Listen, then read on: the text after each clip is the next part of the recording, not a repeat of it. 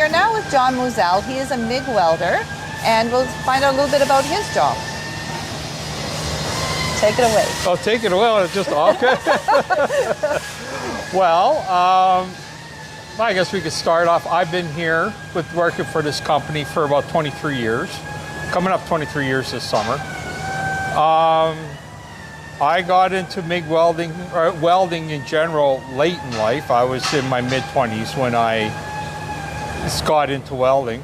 I was living in Ontario at the time when I first got into welding, and it was one of those things I never ever thought of it as a career back in my 20s. And but when I was living in Ontario, I was struggling finding work. So then eventually a friend of mine who worked at this welding shop said, "Hey, do you want to give it a shot? My boss is willing to give you a try." I said, "Well, why not?" Yeah. I was unemployed at the time.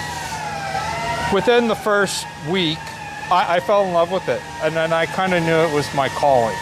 It was what I wanted to do. And I think students like to hear that. I think they like to know that sometimes, you don't have to have it all figured out.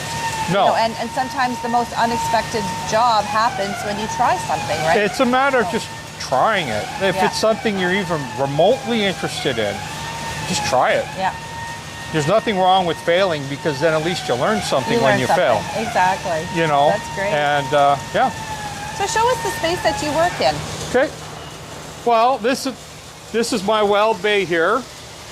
I typically have one of the larger bays because I weld a lot of larger parts, and I could show you there.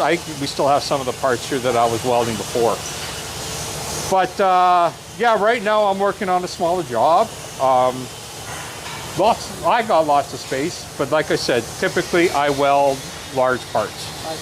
And when we don't have the larger parts to weld, or something that might need multiple setups, then I'm welding smaller parts, but then I got tons of room. So awesome. Yeah. And so the rest of the area, would you like to show us maybe what the rest of the MIG area looks like? Sure. Well, obviously, the robotics is over here. Yeah. And these are our other weld bays. Now, the weld bays from here going all the way down are roughly the same size, so they're of a smaller size. Okay.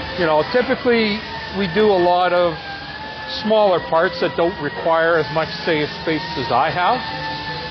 So like, for example, this guy here, his name is John as well, but again, he's got a multiple setup thing. So he's got stuff clamped to his table, he's got stuff in that fixture, and then he's also welding on the floor, because just the way we have to do it. Yeah. But so that's why he's working out here.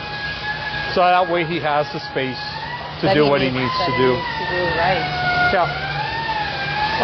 Over here is this section where we have our clamps, our tooling, a press for needing the straightening parts or anything like that. Yeah, so it's just a catch-all for all of our tools and stuff that we need. So you'll help yourself to this area when you need it, or yeah. Like, for example, like if we need extra clamps or something, then we know we can come in here, grab extra clamps for whatever job we're doing, and then we just put them back when we're done with it. Yeah. So that it's like for everybody to use. So each one of these bays is responsible for one, I want to call it like one piece of the puzzle? Not necessarily, because all the welders here can weld any of the parts. Okay. That's how we typically would train our welders. So like, especially if we got new people, we typically start them on something simple, and then eventually we get them up to more complicated parts, kind of thing, so that eventually all welders can weld anything. So for example, this guy here, he's welding these parts, so there's 3 subcomponents to weld. Okay. And it's not necessarily that's all he does, like, because he's doing the one subcomponent, and when he's done that, he'll jump on to the next and the next. But when he's done the job, the other job might be totally different. Right. So it's just kind of whatever job's available, and if we have a welder available, then they get that job. So how many welders do you have in this department right now? Oh, that's a good question. I could do a quick count. 1, 2, 3, 4, 5, 6, 7, 8, 10. 10 welders, I believe. Nice. Like my lead hand's not here today, but otherwise you'd probably be talking to him. But but I'm the guy with the most seniority, so I guess. Plus, I volunteered. So if you're going to tell the students some of the rewards of your job, what would they be? Oh wow, I mean, I could go on for hours. Really, I mean, I think with any place that you work at, every company has their ups and downs. Every employee, no matter where you work, there's always positives, there's always negatives. But the positive thing that I like about this place, one, we run a clean shop. It's very clean. You know, like I've worked in shops where I'm walking on that much grinding dust and metal parts and stuff, you know, and it's like a terrible work. Great working conditions here.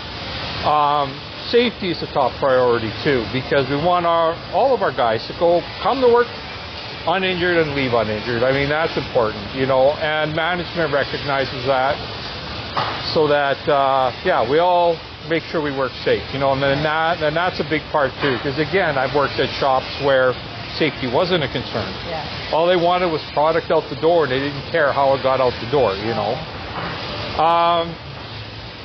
And for me, like personally, it's working within the military industry. I have family history of being in wars, like my grandfather was in World War I, and my other grandfather was actually from Ukraine. Yeah. So a lot of the stuff that's going on, not only back when I first started working here, but even with to today, you know, with the war going on, I know that it's rewarding that I'm doing my part to help defend our country. Yeah. And yeah, you know, those are some of the big things for me. That's nice. Well, thank you so much for taking the time, John, to spend with us and to tell us a little bit about your department. We appreciate this. All right. Thank you. All righty.